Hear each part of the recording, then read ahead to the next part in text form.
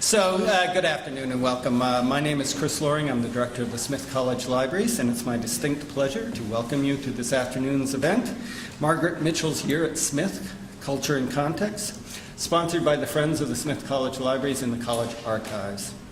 Before I introduce our speakers today, I want to say a word about one of our sponsors, the Friends of the Smith College Libraries. The Friends, over the course of the many years of their existence, have helped keep these libraries vital and active through the support of all of the libraries, but especially through their support of our special collections, of which the College Archives is one. I am grateful, the libraries are grateful, and the college is grateful for the support the Friends have given us over the years. In the audience this afternoon are members of the Friends Executive Committee, which is here on campus to meet tomorrow. And to them, I extend a very warm welcome. This afternoon, President Christ and Professor Van Dyne will have a conversation about the role Smith played in Margaret Mitchell's life. The genesis of this program was that they did something of this. They did this program in Atlanta a little over a year ago on the occasion of the 75th anniversary of the 75th anniversary of the publication of Gone with the Wind. We heard very quickly from one of our former members of the Friends Executive Committee that it was a smash, and we thought, the Friends thought right away that we needed to bring it to campus, so here we are. Both of our speakers, for most of you, hardly need an introduction. You know that Carol Christ has had a distinguished career as a scholar as well as a leader in higher education, and as our leader here at Smith since 2002.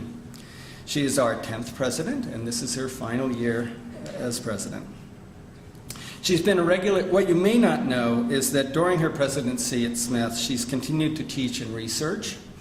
She's been a regular visitor to the libraries, and the College Archives, very regular visitor to the College Archives.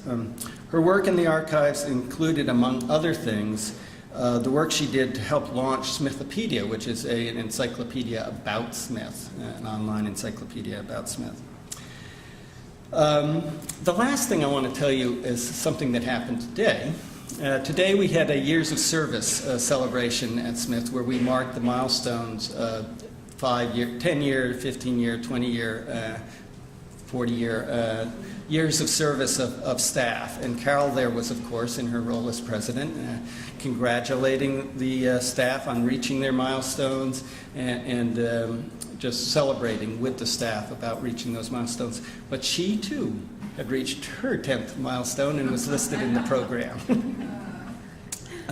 During these past 10 years, Carol has truly, truly been a friend of the libraries, and I, for one, am grateful for that. Professor Susan Van Dyne has had a long and distinguished career at Smith. I won't tell you how long. She teaches courses in American literature with particular focus on contemporary women poets and in memoir writing. She's an expert on Sylvia Plath. And in 2011, she was awarded a Sherard Award for Distinguished Teaching. Susan helped found what has become Smith's Program for the Study of Women and Gender, and she directs the new poetry concentration. She's also the founding director of the Archives, Smith's Archives concentration. And through that work, she's found a new career and a new passion for archives. Get her going on the subject, and she won't stop. So without further ado, it's my pleasure to give you President Carol Christ and Susan Van Dyne.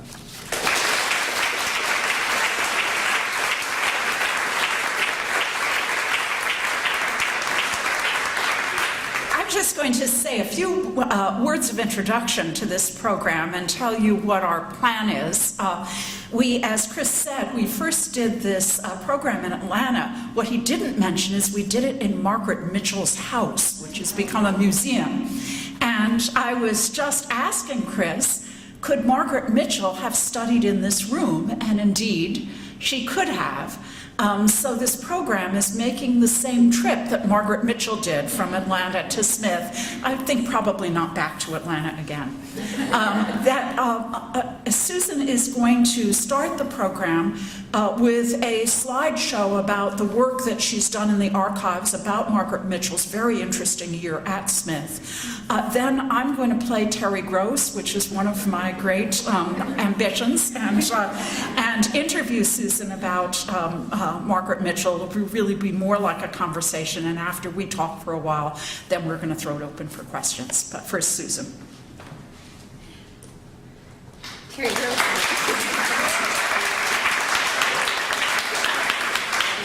So nothing's more fun than working with Carol because you never know where she's going to go next. Terry Gross, I thought this was a conversation. So I need to thank both Nancy Young and Maida Goodwin, who, through their collaborative efforts in prompting and assisting every step of my research, have brought this program to its fruits that you're going to see today. So this PowerPoint is going to try to give you a sense of her year at Smith. It was only a year, but what a year. It was a really remarkable year in Smith's history and also in Margaret Mitchell's life. So she entered in 1918. She lived off campus. She lived in a residence at 10 Henshaw. A lot of the students were living off campus. The entering class was bigger than 700. We don't even have housing for 700 today, and this was pre-quad. So she lived in this 10 Henshaw with 35 other young women, and the first years were 16 of them. So you can imagine the first years were kind of noisy and obstreperous. This is, so Margaret Mitchell is in the center, and her roommate that she had in the second semester of her year here, Madeline Baxter, is on the left, right? So I'm going to tell you a little bit about what life as a student was like in 1918. They learned to call their house 10 Hen, and they gave each other nicknames. So Margaret Mitchell wasn't Peg until Red called her Peg, and she called Red Red. Right, so this is this mutual naming, and you had to have a nickname to do anything at Smith. They were a very lively group of first years. The life was in progress. Parties, socials, bats, bacon bats, weenie roasts, picnics, lots of dances, and going downtown to movies. So though we were at war, on campus things were quite lively, and she had an enormously good time. Her classmates remember her as a prankster. They say she was confident. She might be called brash if she weren't so tiny. She was a good storyteller. And she was kind of, because she was coming from Atlanta, even though she was following a neighborhood friend who was there in the same house 2 years before, she was cast as a Southern Belle. And we'll tell a bit more about how much Margaret Mitchell adopted different personas. She liked being a Southern Belle, and she played it to the hilt. I'll tell you a little story about 10 Hen. It was run by Mrs. Pearson and her husband, and Margaret Mitchell didn't believe in following any of the rules. She broke the curfew regularly. She climbed up the drain pipe to get into her room, and she didn't like being chaperoned. So when they wanted to go downtown to the movies, they had to ask Mrs. Pearson to chaperone them. And so if she didn't want to go chaperone them, she told them how many other women were going to go with them, and that wouldn't that count as a chaperone. And sometimes she said yes. And then if she wasn't going to the movies, they went anyway. So you can see that the chaperoning didn't last long. This is a summer party, and Peg is in the upper right, and you can see dark-haired with kind of a wrapper on is red on the top row. What's also interesting at the top, which I don't know if it's in focus enough, it says, "Women of America, save your country, buy war saving stamps." So the war's almost over that fall, and President Neilson was eager to have students continue their work for the Red Cross. He was regularly saying in the equivalent of morning chapel and in the Sophian, he was encouraging them to continue to have a international perspective once the war was over, to continue to volunteer. The Smith College Relief Unit was being founded, and coming back to campus and telling stories about their work. So he was very, very much saying, the Smith bubble, please don't be there, right? There wasn't a Smith bubble then, you know that. But that he really wanted them to maintain that international perspective that they had gotten through doing war work. There were 3 different influenza outbreaks at Smith during that year. The first was in October, and 2 Smith women died from pneumonia from that first outbreak. And Carol told me when we were in Atlanta that we have 2 memorials, both the Lannan Fountain and the Campanile, to memorialize those 2 students. Thanksgiving recess was postponed, and the whole campus was quarantined. So I'm going to show you this next thing. This is very hard to read. It's a very well-worn scrap out of the Tin Hen Register. And it's not clear to me whether people were signing in or signing out, probably both. But it was also the place where you left smart remarks, so that you can see that one of them about halfway down says, here's to the best bat of the year that was Sylvia, Trixie, and moi, right? And one says, I'm glad I'm here even though I played third fiddle all weekend. So while they're signing in, they're also leaving smart remarks. Then the last 3 on the list are this friendship group. So the first one is Tip Mullins, who is also from Atlanta. They had to sign in.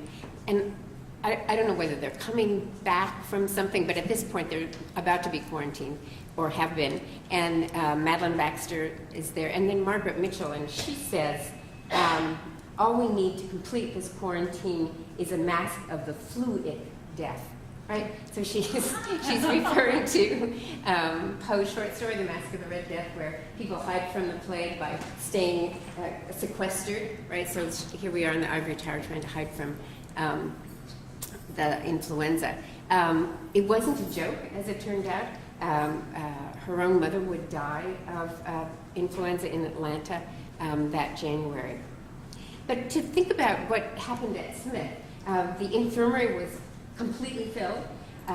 Students were encouraged to take Red Cross training to be student nurses at Cooley Dick because that was overflow capacity from the town. The influenza epidemic was so bad. They chose Baldwin House as a place to put the mildly sick or the slightly recovering. And then in subsequent outbreaks of the flu, 63 Belmont was one of these super quarantined houses. I used to live there the first year that I was at Smith. 7 Paradise was for recuperating students. So many students left campus entirely to convalesce at home or just to stay out of the way. But a lot of them did do student nursing at Cooley Dickinson. And what else were we doing? So one of the things, this was war work, right? So men are away. There's no one to bring in the crops in the valley. And so the girls volunteered. They thought that the college hall, should we say college hall? The infirmary and the doctors thought it would be healthy for them to be out of doors during the quarantine, and they would not get sick that way. And so they volunteered to work on local farms. And at first, the farmers said, right, Smith girls, yeah, really. And then after the first day, they sent trucks to pick them up. That's how good they were. I forgot to tell you what the quarantine rules were. So this is if you stayed on campus. You couldn't go to the theater, you couldn't go to the movies, you couldn't go shopping, you couldn't eat out, you couldn't ride on trains, you couldn't have visits between houses, there were no sports and no kissing. I wonder why you were at college. So this is more of the work. This is probably in Chesterfield and in Hadley.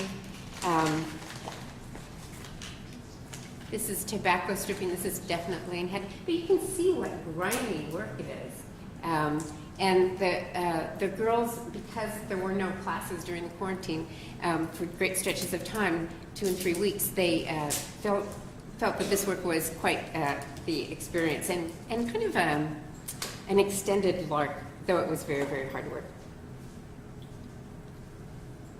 Another one of hanging the tobacco.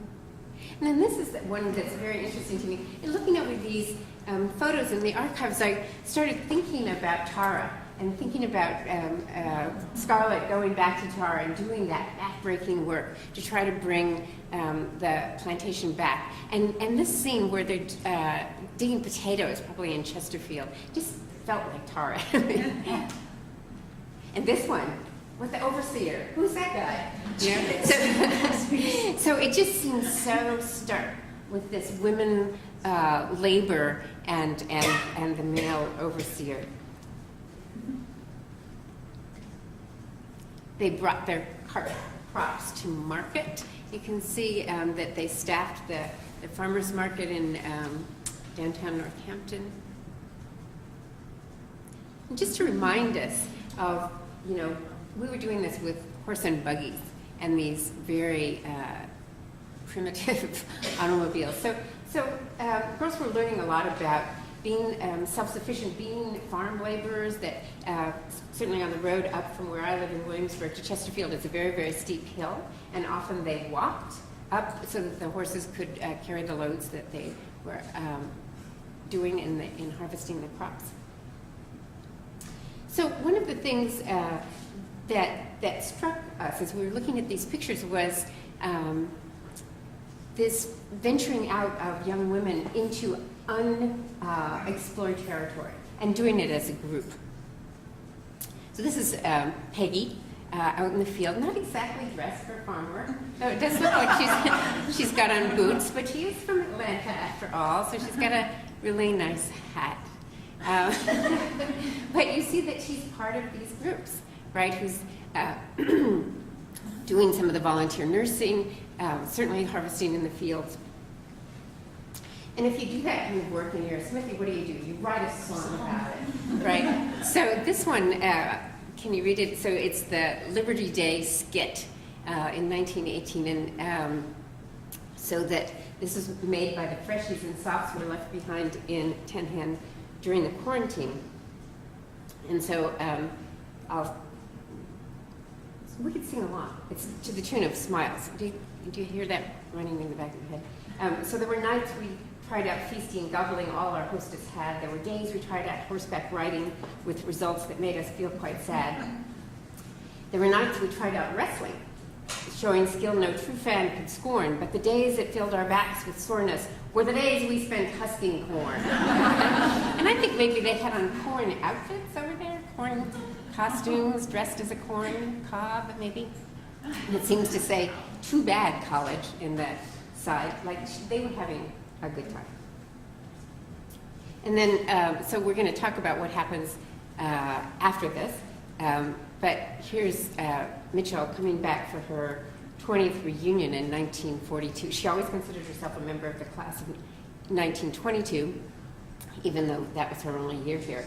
And in between, so in 1936, Gone with the Wind is published. In 1937, she wins the Pulitzer Prize for it. In 1939, Smith gave her an honorary master's. And in 1939, in December, the Selznick film of Gone with the Wind opens.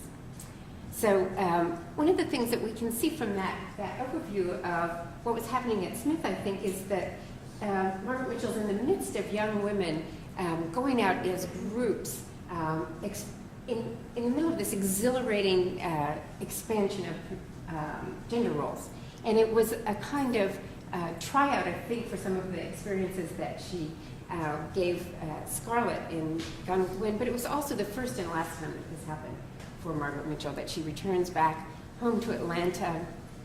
Her mother dies before she gets home of the influenza, so she dies in January. Her father very reluctantly sends her back to campus, and she has to fight with her older brother who felt that going to college was the ruination of young women. And she really, really wanted to return. She finishes out her first year there, and we'll talk more about that. So I'd like to start with Margaret Mitchell's, a little bit about Margaret Mitchell's biography, both before she came to Smith and after she left Smith. And at first, I was surprised to read about Margaret Mitchell's mother, and I mean, she was quite a woman. Yes, absolutely. So she's a staunch suffragist, and Margaret tells stories about being taken at 3 on her mother's knee out to meetings. She rebelled extremely against that mother. What did you like about the mother? What I liked about the mother was not only that she would take Margaret and put her on the platform of these suffrage meetings, but that she would take Margaret past ruined mansions on the road to Jonesboro, which is of course in Gone with the Wind, and tell her that the world was going to explode someday and you had to have some kind of weapon in the new world.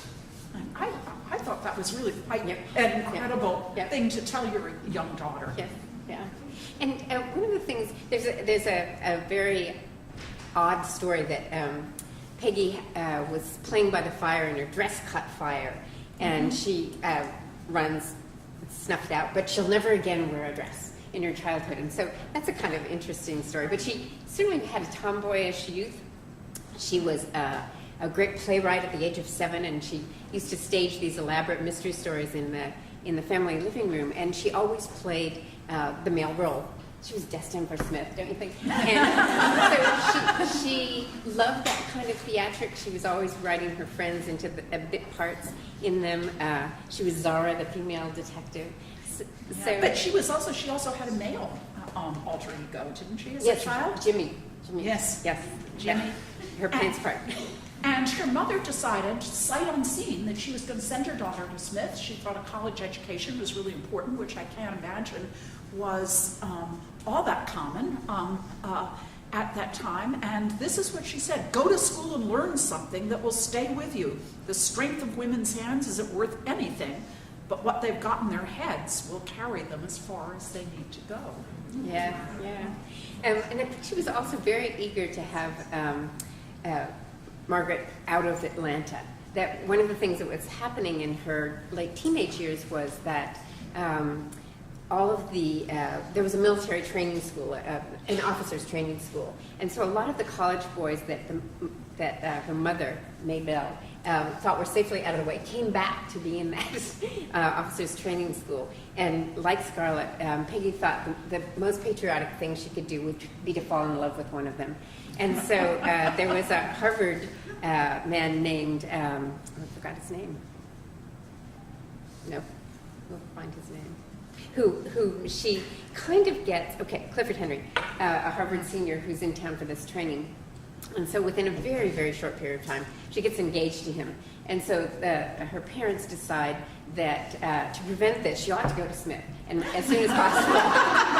And so her mother takes her up on the train. They stop in New York and have an elaborate shopping spree. And when she drops her off at Smith, she writes back to her husband and she says, "It won't last. The shopping did her good." But then he dies. Yes. He dies. He's killed in the. He's killed in the war. Right, October 16th. Yep. Yes, and so she has this really traumatic first semester at Smith, in which her fiancé is killed in the war, and then her mother dies. Really, as she's trying to go home to see her on her deathbed, her mother dies of the influenza. But when she gets to Smith, there's this extraordinary quote. "When Mother untied the apron strings and I went away to Yankee Land on my own, I shall never forget my state of mind. I seemed to feel something in my innermost me uncoiling and stretching and awakening, a consciousness of myself, of power, of my own awakening personality, swelling to such a point that I had to sternly restrain myself from wallowing on the soft campus grass."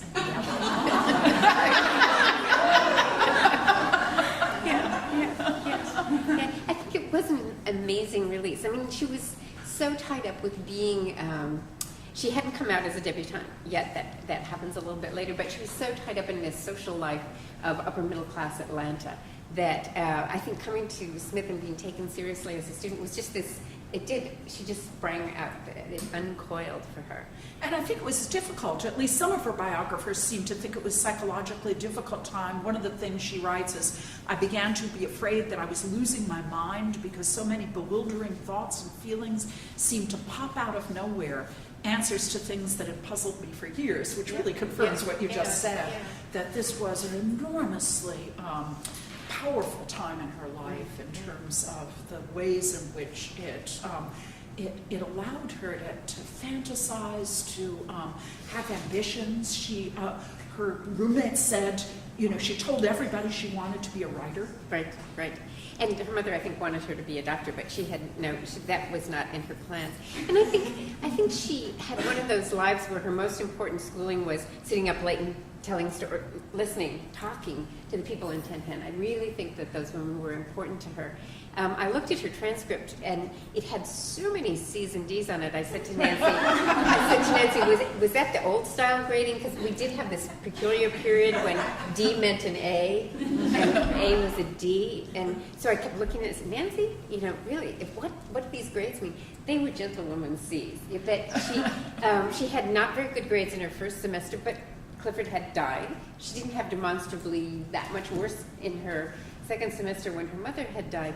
But I don't think that was the core of her education. I think the core of her education was through other women and asking big questions, asking big philosophical questions. So do you think, she leaves Smith at the insistence of her father after a year. Do you think this was traumatic for her? Oh, I absolutely do. I mean, I think that, remember where Scarlett says, the war divided my life in half. And she felt her life might have ended when she had to go home, because her father said, you're going to come back and you're going to be mistress of the house, you're going to keep house for me and your brother, and that's your life. And so here she is at 18, 19, like Scarlett was when she's a widow. All the fun was over. Suddenly she had to be a mistress of this enormous mansion. And she decides to come out as a debutante, and I think it's partially to escape from being mistress of the house. But then her mother writes her on her deathbed the most extraordinary letter. Yeah. Do you want to talk about that? No, I want you to read it. Well, I don't. I just she care for your father. I mean, it's a very long letter and full of ambivalence itself. But the sentence that I wrote down is, care for your father, but never let his or anyone else's life interfere with your real life. And I think she really struggled with that. I think she felt her life was over, which, as you said, when she went back to Atlanta, that all her dreams of being a writer, her dreams of going to college were essentially over. Yep. And so her most significant correspondence, this is another archival find for Carol and me, is that her letters back to an Amherst beau were collected and published, and this man's name was Alan Eady. And so she goes back to Atlanta. They had dated semi-seriously in the spring of her first year. She goes back to Atlanta and she writes him letters for 3 years. She sends him her diary for 1 year. And so it's a really important correspondence where they're both constructing the selves they wish they were. He characterizes himself as kind of a bohemian Bolshevik, and he's from Nebraska, and he's at Amherst, and he's trying very hard to escape returning to the family business, which is selling clothes. And so they're both trying to construct this persona for themselves that is the opposite of the lives that they're living right then. And he really is a prompt for her to be very reflective about her life, that she regrets not returning to Smith. She said, I never found my own level. She said, if I went back, I would have made more friends. I would have had more friends.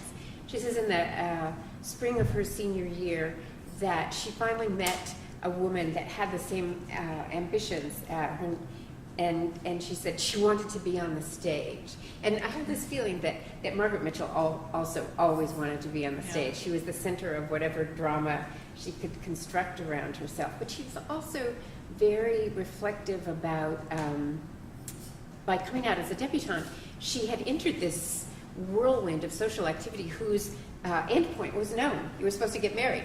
And she loved the competition, but she hated the prize. She just really had no particular interest in getting married. And she would write back to Alan and say, "Oh, I'm a baby vamp. I just know the male psychology." And she would report conquest after conquest after conquest. And he would write frantically and say, "Well, are you getting married? Are you engaged?" And she said, "Well, I'm kind of the community fiance." And so he would write her these stern things like, what does that mean exactly? You can hear her justifying, "Well, I pet, but," you know, so. So she loved that being the center of attention. She gives a very scandalous dance. We saw that in the museum. Do you want to talk about that? Well, you should talk about it.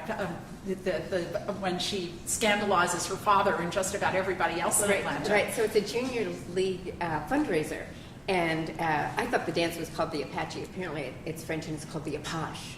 Looks like a but so it involves great dipping and leg lifting, and she dances this dance, and everyone's just struck dumb by the performance. And so the older generation of the junior league is watching and is scandalized. Her grandmother, her maternal grandmother, who used to live in the house with them, moves out of the house. She doesn't like her behavior whatsoever. But so the dance itself was scandalous, but she also complained that the older generation of women was determining what charities these funds would be spent on. And she thought that the younger women who were doing the fundraising, thank you very much, and buying all the tickets should get to decide. And so she was blackballed from the junior league because of that. But so you have this paradox of this woman who's, in some sense, leading this very conservative life. She's taking care of her father's house in Atlanta, her household, but she's doing all of these quite scandalous things, partying, kind of living the life of the roaring 20s at the same time that she is doing what a dutiful Southern daughter should do. There is, when you talked about marriage, there is a passage in one of these letters to Alan Eady that will give you a sense of her tone in them, and maybe a little sense of the relationship. She's describing a wedding she went to. Thursday, 8 p.m. "Well, dear Art, I've just come from the wedding, and I'm properly wrought up and sentimental about it. Do you know, there's no thrill compared to the one that comes only when 'Here Comes the Bride' sounds from behind the palms, and the bridal party, heralded by 2 hysterical infants scattering flowers, comes stalking grimly in. The groom is maudlin with fright and maintains a pretense of composure only by the aid of whispered curses from the best man. Of course, the bride looks beautiful then, if she never looks pretty again. And everybody whispers, 'Isn't she sweet?' Some way, they get through the hectic performance, and then everybody kisses the bride, and in the confusion, the best man manages to kiss all the bridesmaids.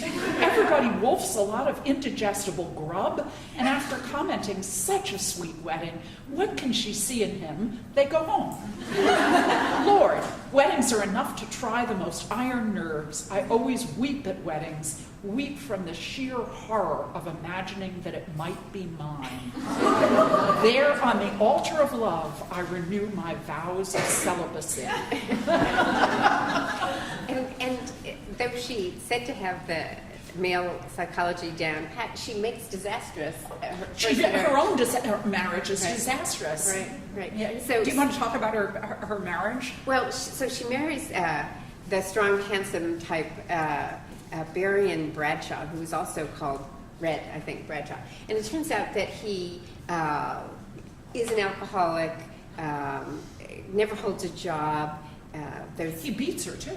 Right. So he's abusive, and so she has another escape plan. So that she decides that after this, she tries to find work, and so she goes to work for the Atlantic Journal magazine section.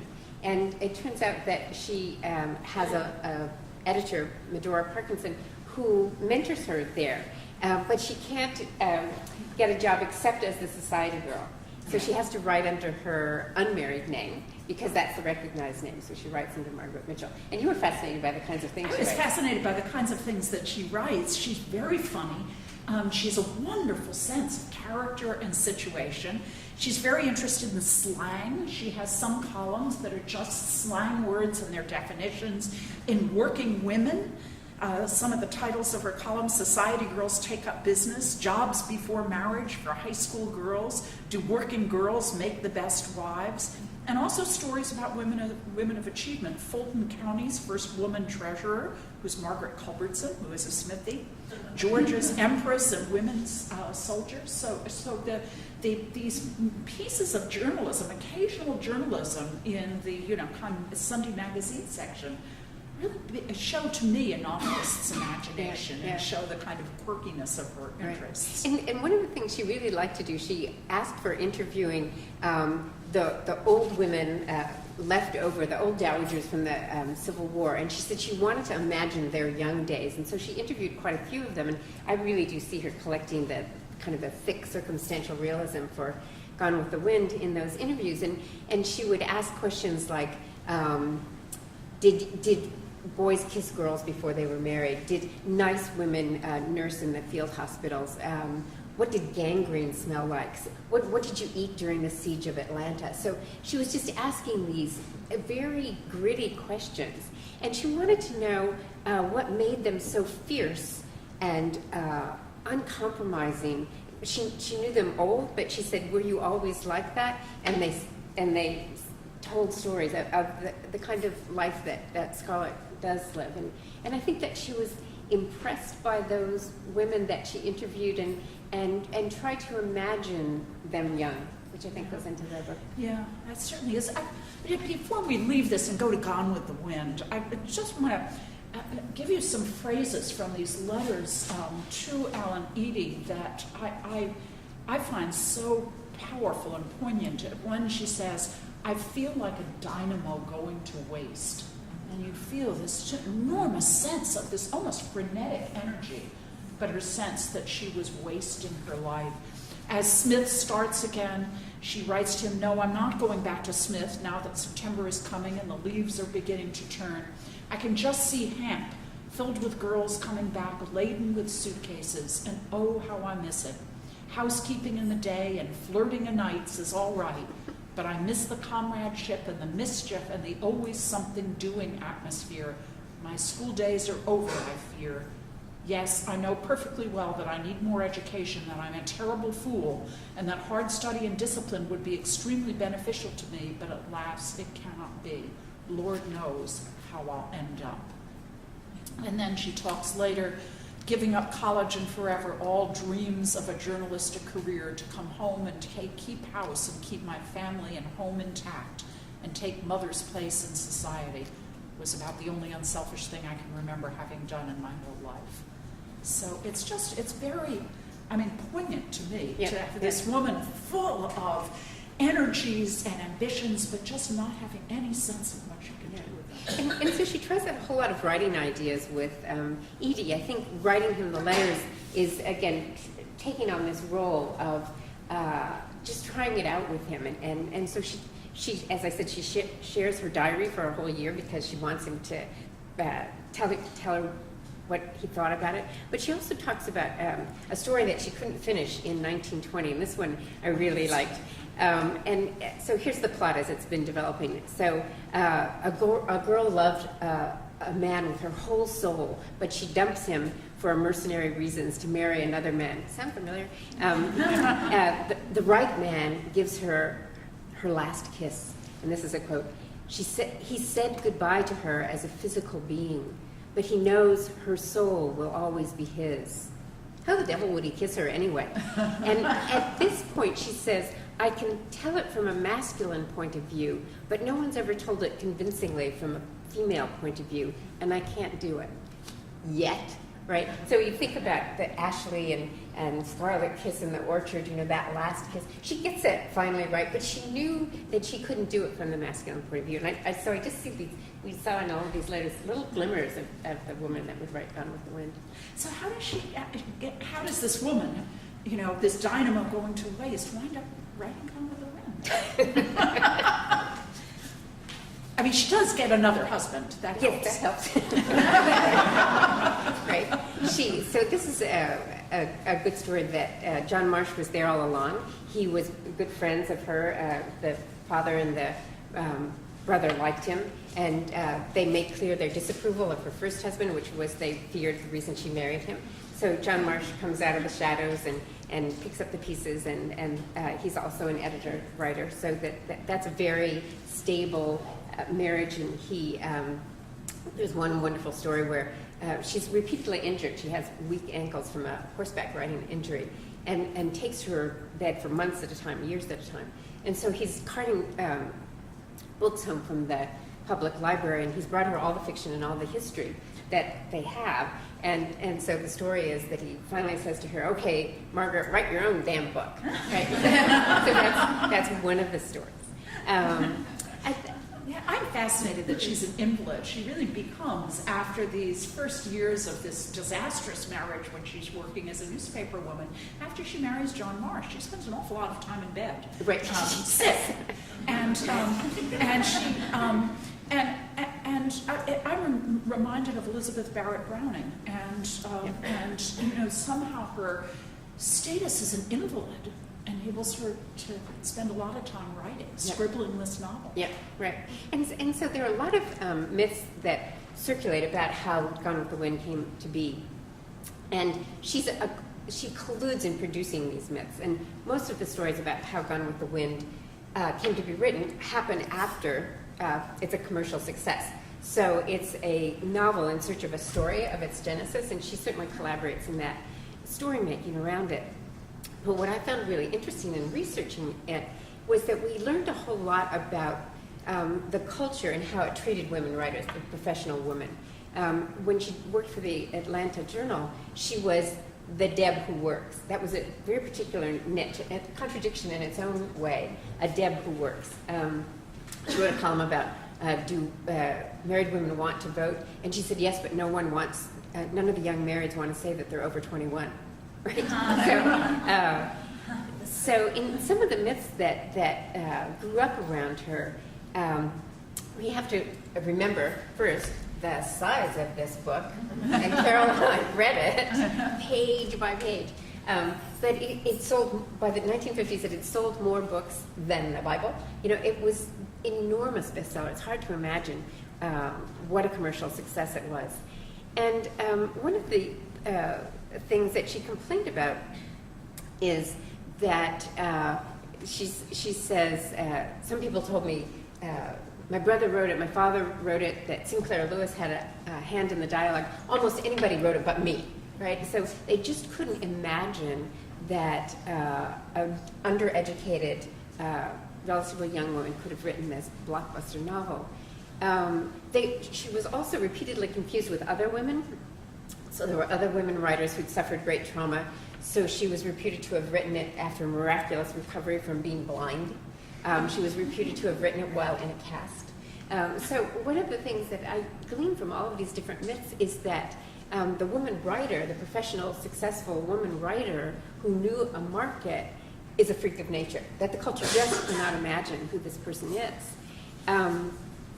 She also, one of the things I saw, there was this huge trend. She gives a radio interview and ultimately repeats the story over and over in her letters. And this is kind of how this story goes, that she learned about the Civil War through Sunday visits to her relatives. And so she said, I sat on the fat, slippery taffeta knees of my great aunts and the bony, bouncing knees of old veterans. I went horseback riding at 5 with cavalrymen who served in the Civil War. I keep trying to do the math about that. It might have been possible.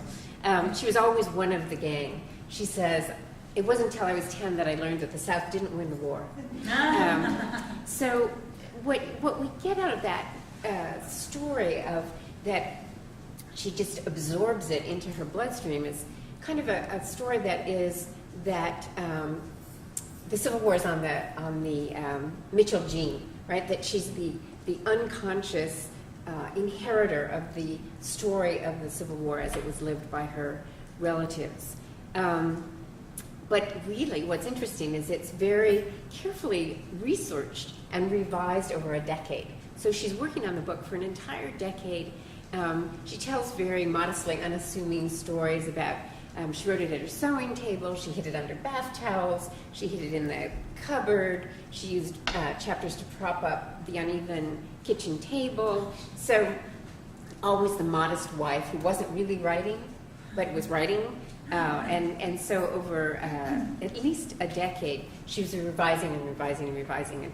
And I like this story the best, that she wrote the first chapter last. Yes, remember that? First or somewhere? Okay, this is SVD's rule about writing, that you always write the first last. So she also talks about how much she researched it during that period, and she was always sure that Rhett was not coming back. No matter how many letters she got about, wouldn't Rhett really come back? No. She knew from the first, and she keeps revising that final set of lines, but she says Rhett was gone. Rhett, he's not ever coming back. But what's interesting to me, so that if those are the circulated myths, the commercially quite viable, they amuse us. They're good stories. Myths. There's another archival story. It's a much more recently unearthed story that involves, not surprisingly, a lot of women. So one of the stories about how did the novel get to Macmillan is that Harold Latham is traveling through Atlanta. He's talking to prospective people who might have a manuscript, and she doesn't want him to have it. And finally, it's wrested from her, and he has to buy a suitcase that's that big to take it on the train back to New York. And that Harold Latham has discovered her. Well, what was published just in our Smith Alumni Quarterly is this excerpt from Lois Cole, class of 24, who was an Atlanta friend, created the introduction to Harold Latham. And then when Harold Latham's still on the road collecting more manuscripts, she's editing it. She's the one who takes the stuff out of the manila envelopes, try to figure out. She wrote chapters at a time and didn't really stitch them together. And so Lois Cole feels that she was, in fact, one of the midwives of the story. Medora Perkinson, this woman who was her mentor and editor at the Atlanta Journal, takes credit in giving her the job that allowed her to try out her skills as a writer. She has she's friends with a couple, husband and wife writing team in Chattanooga, and she writes the wife, Julia Harris, that she retraces the entire campaign where Sherman is marching through Georgia and the Confederate troops are falling back. And she goes battle by battle, and she says the whole book could be this. I really care so much about military maneuvers. And it turns out that when she gets a contract from Macmillan in 1935, she spends the next 8 months fact-checking. So she goes to the public library, she's reading, she can get newspapers from the time. She tries to figure out what time of day did the last outpost fall, where were the munition trains, could you hear the cannons all the way to Jonesboro? So all of these really, really, what was the price of cotton, what did it sell for in Liverpool, because that's the source of Rhett's fortune. So she's really, the archival story is women helped her at every step of the way, and that she really carefully researched it. She didn't inherit it on the gene. I was so surprised when I read it again. I read it, of course, as a teenager, as women who were my age did, and then didn't think about it for a lot of years. And when I read it again in preparation for the program in Atlanta, I was so surprised to find how powerful a historical novel it is that I didn't remember that. Maybe because, like many people, the movie had kind of superimposed itself on the book. But the book is very much about the defeat of the South, and it's highly critical of the South. It doesn't romanticize it at all. And it's very much the story, I think, of Atlanta and this kind of brash, new city that grows up prior to the war and then more importantly after the war. And Carol and I would come into her office all summer and we'd say, so much history, so little sex. You know, we could just remember the book so differently, and we remembered it from our relative youth, where she's dating. She's married, I think, at 16. She's out Scarlett, and then she's has most of her sexual conquests at 17. She's married at 18, and she's a widow by 19, and her life is over. But if you were a teenager reading this book, you think, really? But then when we reread it, the economic history interested us the most. Yeah, that's certainly right. And what I didn't much remember, that one of Scarlett's big ambitions is to become go into the lumber business. Right. So she's really excited at the point that the South has lost the war, and she's trying to figure out how to pull herself up by her bootstraps. And she, this is a quote that I wrote down. With the idea that she was as capable as a man came a sudden rush of pride and a violent longing to prove it, to make money for herself as men made money which would be her own, herself. Go into the lumber business myself, was the way she put it. Frank, that's her second husband, would never forget the horror of that moment. Go into business for herself? It was unthinkable. There were no women in business in Atlanta. Frank had never heard of a woman in business anywhere. And so it was so surprising to me about this novel, is it seemed to me more about a woman going into business for herself than it was this kind of, Clark Gable, Vivian Leigh,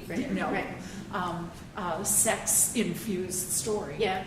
And she talks about the fact that she is living in the Jazz Age, and she doesn't want to write a Jazz Age novel. And she said, I don't think it'll sell. It's a Victorian novel.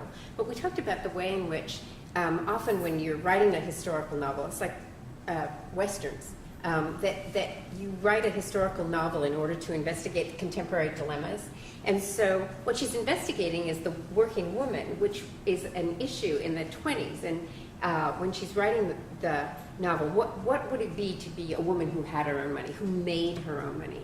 So that I think one of the reasons it's safer to put it back there is that she's creating a heroine who might have already arrived, but is more contested in the present moment. But Scarlett is clearly a heroine for wanting to work, and that gives her a way of thinking about those contemporary dilemmas that she's facing. Yeah, and her romantic life is very curious because she really is. You could certainly argue that she's a cold and frigid woman in most of the book, that the first two husbands that she has, she certainly doesn't marry for reasons of sexual attraction, and even with Rhett Butler, she's after his money. Right. That she always has her eye on money. Yes, yeah. Money and freedom. That's true. So one of the things that we both wanted to talk about was presence of race in the novel.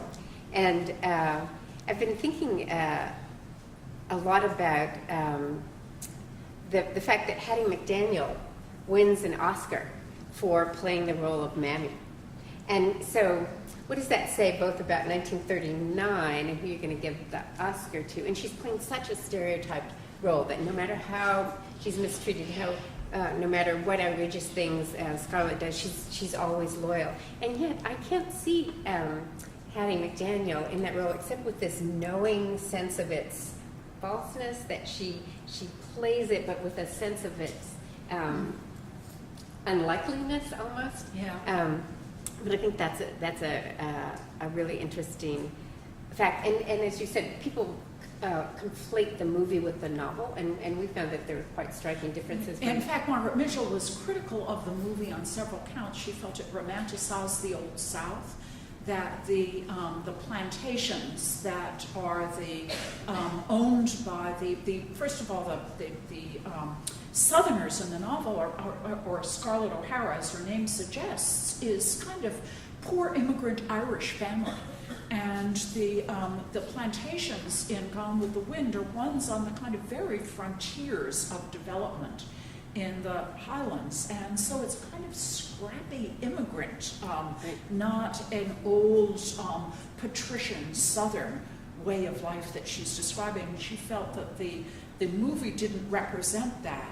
And she also has a very tart remark saying that there was never a scene in the novel in which there were field hands, but there certainly were such scenes in the movie. Right. One of the things that I was surprised with, we found remarkably subversive strains in the novel, and so Scarlett O'Hara never has a gender critique, but I think Mitchell does, that through Scarlett O'Hara's resistance to some of the consequences of getting married and her chafing at rules and conventions. We see the critique of masculinity as it was constructed. But one of the things that I was most struck by are a couple of scenes of shaming that I wanted to talk about. Yeah. So there's this loyal family servant, Uncle Peter, and he's caring for this house full of women. So Scarlett is there, her helpless Aunt Pitty, and Melanie, who's dying a very slow death, but just bleeding, wasting away from childbirth. So these three very vulnerable white women, unable to defend themselves. So Uncle Peter stays with them in Atlanta to protect them. And he drives with Scarlett wherever she has to go, to the lumber mill, all of these places. And at one point, she's made friends, as she will, in her pragmatic way, with a group of carpetbaggers. And so she stops by and talks to them. And they talk about Uncle Peter in the third person. And when she gets back into the buggy, he denounces her and says, just really critiques her for exposing him to their ridicule, for not standing up for him. And he refuses ever to drive her again. So he's really actually refuting her claim to be a lady, right? She will go out alone. He will not be her protector because she's disrespected him as a black man. And I just thought, wow, I hadn't ever remembered that scene. And then the next scene of shaming, she hires a white convict laborer as her bodyguard, and like everyone around her, he critiques Scarlett's use of convict labor in the lumber yard, and he refuses to ride with her. And so I think there's this constant interrogation that we wouldn't have those words for it then, of what white privilege is, white female privilege, and how it blinds Scarlett to most of what's going on around her. But there are these key moments when she's called on it, and she's left vulnerable. One of the things that also surprised me about the novel is the strength of the relationship between Scarlett and Melanie. I had remembered Melanie as just being a kind of simp, but that isn't how I read the novel this Right. time. That there's a real strength of love between the two of them. That is interesting. I think Melanie is the female friendship that she never had and wished she had, and she's the moral compass of the novel. But I think you're right that Atlanta, the bustling, brash Atlanta, is going to win out over the moral piety of Melanie, and so she dies this slow death that she can't survive into the New South. Yes. But Scarlett can. Yeah, that's right. So, Shall we have questions? Hi, I actually have a question. I live in Chapman House, and there is a rumor that the staircase was an influence in her description and her visualization of Tara and of the environment where Scarlett lived. And I was wondering if you found any research or could comment on that? It's such a good story, and there's nothing to support it. But hold on to it, I will put it. You put it in your house records. Nancy will file it. It will continue to go on. I always thought it was the staircase in the president's house. Good. I think there are a lot of those staircases that are standard in a certain kind of architecture, 19th century architecture. I remember that one of the factors that went into Margaret Mitchell not being allowed to return to Smith was Otelia Cromwell's admission. Is that true at all? No. Otelia's much earlier. She graduates in 1901. And Smith had admitted black students before Otelia that we don't know as much about, but it was really her mother, and her mother died, and the parents, her father and brother, wanted her to keep house for them, so that's why she couldn't come back. She wanted to. Yes. What times was she actually at Smith? So for that year, 1918 through 1919. Okay, because you mentioned something about the spring of her senior year. No, the spring of her first year. Sorry, Oh. Right. So she dated Alan, Edie, that spring. He was a senior at Amherst, and she was a first year. She loved older men. She was always dating this one. Yeah. Yes. Is there anything in her letters in the archives that suggest the same kind of racist ideologies that are present in Gone with the Wind? Well, I think that, I have another story. Another Yes. archival story. I completely forgot it. I think that white privilege was her burden, that she knew in her work after Gone with the Wind, she certainly worked for black charities, but she saw black people, she never had an opportunity to work with them as peers and equals, so that was part of the damage that white privilege did to her. But there's another archival piece that I really want to recover for you. So Charlize Lyles, who's class of '81, and I'm sure I taught her, very spunky African-American young woman, wrote in the Smith Alumni Quarterly in the summer of '11 about, she'd been to an Atlanta Smith book club meeting, and they'd seen a documentary made by Andrew Young called Change in the Wind. And what it was about was this secret relationship between Margaret Mitchell and the president of Morehouse College, which is in Atlanta. It's a college for men. And so what the documentary records is Benjamin Mays, who was the new president of Morehouse in the 1940s, comes to the college. It nearly goes bankrupt and nearly closes down during World War II. And who's the richest lady in Atlanta? Margaret Mitchell. And so he decides, he turns out later to be a civil rights activist. He was already a civil rights activist at the time. So he starts writing her letters saying, don't you think you could contribute scholarship money to Morehouse? And first her husband's intercepting the letters and says no, she doesn't contribute to anything. So after a while, Margaret answers the letters and she says, okay. And so ultimately she contributes over the next decade. She sends 40 young men to medical school. And then she endows an African-American hospital in Atlanta because the black population of Atlanta can't get decent treatment in segregated hospitals. And so it's the story of Henrietta Lacks comes to mind. So what Charlize Lyles, and she is a stubborn woman, she said she wasn't damaged by the stereotypes in Gone with the Wind. She said she knew they were stereotypes, and the way she came into a sense of herself was through watching Roots in 1977, the sequels, the serialization of an alternative black history. But she said that what she came to understand, she said that she thought that hidden story was hidden on Mays's part, because if Mitchell wanted to turn it against him, that he was writing her secret correspondence, he was at risk, right? It was very deeply segregated Jim Crow South. But over the decade, they came to some kind of what Lyles calls racial reconciliation. And she said, I don't grant her forgiveness, I grant her social amnesty. And we haven't talked very much about the end of, Margaret Mitchell's career after Gone with the Wind. And I'm fascinated by the fact that she becomes the author of Gone with the Wind. She never writes another novel. She's both lionized, but she takes that as her identity. And then she dies quite young, hit by a car. Right. She's crossing the street to go to the movies and a taxi runs her down. And then she's in a coma for 3 days and dies at 48. Yeah. But she's what was interesting to me, I just recognized that she was born in 1900. So she's beginning that century. And everything about her is we can read the century through her and her through the century, I think. Yes.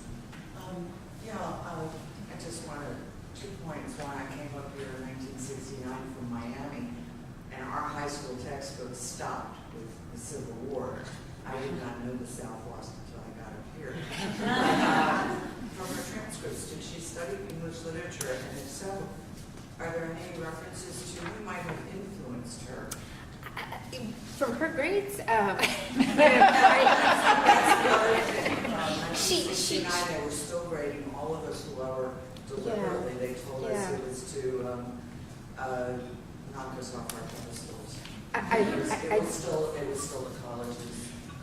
She was She was an obsessive reader. She just read everything. So, so her academic study may not have reflected what. But does she mention anybody? Well, so most of her records are in the University of Georgia. So she apparently kept a diary. We don't have that. So we just have the sparsest of archival record of her here, and we've made the absolute most of it. But we do have her transcript, and her courses were chemistry, Latin, French, which she seems to have failed both semesters, ancient European and American history, and her classmates say that she could always help them on their history, and that she was passionate about English. But we only have that from her We don't know classmates. if she read Jane Austen. No, I think I'm sure she did. yeah, I do too. Because when you think about the novel, it's kind of the wrong suitor convention of the English novel. So the young girl has to be schooled into who really loves her. So she keeps choosing the wrong man over and over again, but Rhett really loves her. So I really feel the presence of Austen there. How many of you have read Gone with the Wind? Lately? You can borrow my copy. But it was 20 years after I saw the movie. Ooh. I read it as when I was in my 40s. Yeah, it's such a different book. It's just amazing. And she said she revised to take out, she, was many times longer than this, and she reduced it down to this. And she tried to get rid of flowery language and write directly with a fast-moving plot, and I think she did succeed in that. It's not a... Academy influencer? Did...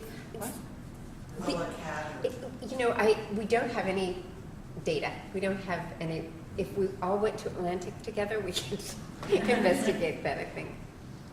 So, do we have maybe one more question, or? No? Okay, well, thank you very much.